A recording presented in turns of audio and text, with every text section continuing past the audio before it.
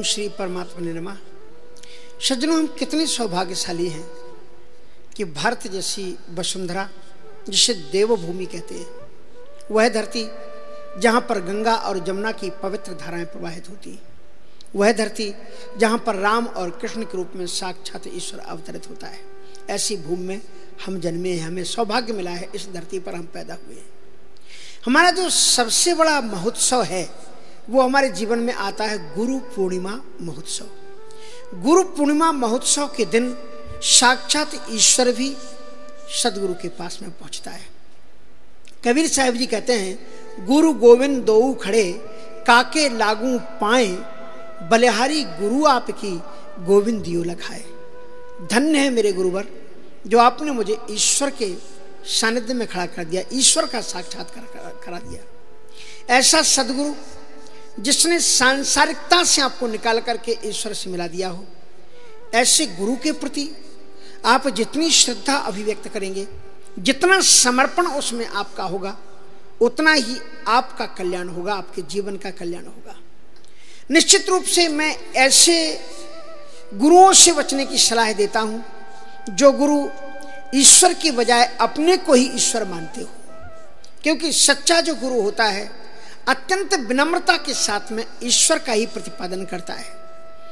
क्योंकि एक बात कही गई है कि हरि रूठे गुरु ठौर है, गुरु रूठे नहीं ठौर।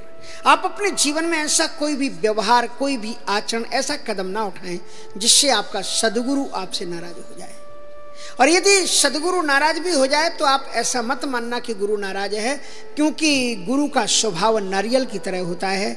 जैसे नारियल ऊपर से तो कठोर लेकिन अंदर स्निग्ध दूध से भरा हुआ होता है, ऐसे ही कभी कभी गुरु क्रोधवश यदि आपको कुछ डांट दें, फटकार दें, कुछ भी कह दें, तो इसका अर्थ आप ये मत समझ लेना कि गुरु नाराज है। आप जब भी बच्चा माँ बाप के पास पहुंचता है, माँ बाप उसे प्यार देते हैं, स्नेह देते हैं।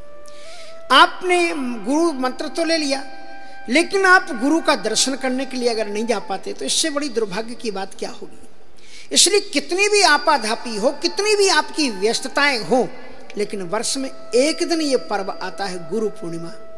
साक्षात ठाकुर जी कहते हैं कि गुरु पूर्णिमा के दिन मुझे गुरु में देखो। आपका इष्टदेव उस समय गुरु के रूप में अवतरित होता है। आपका जो गुरु है वो साक्षात भगवत स्वरूप है। इसलिए जो भी आपकी सामर्थ्य हो, अर्चना, दक्षिणा, सद्भाव, व्यवहार के साथ में गुरु के पास में पहुंचो, शरणागति लो। और कोई भी गुरु लोभी और लालची ही नहीं होता। कभी कभी ऐसी भी स्थिति होती है कि किसी शिष्य के पास में एक धेला भी नहीं होता। तुम सच्ची भावना के साथ में चले जाओ, गुरु आश्रम में जाकर के तुम सेवा कर लो। सेवा भी धन होता है, बहुत बड़ा धन होता है। इसलिए गुरु के चरणों में पड़े रहो, झाड़ू लगा लो, वहाँ की बिछी हुई दरियाँ उठा लो, कुछ भी सेवा करो, ये भी एक धन है। इसलिए केवल ऐसा नहीं है कि हाँ अगर हो तो जरूर गुरु के लक्ष्य में जो उसके उद्देश्य चलते हों, संस्थाएं चलती हों, उसमें आप सहयोग करो, लेकिन केवल अर्थ की दृष्टि से रुक जाओ कि मेरे पास तो कुछ है नहीं, ऐसी कोई बात नहीं। गुरु तो माता पिता के समान होते हैं, उनका बच्चा आ जाए यही उनका आनंद होता है।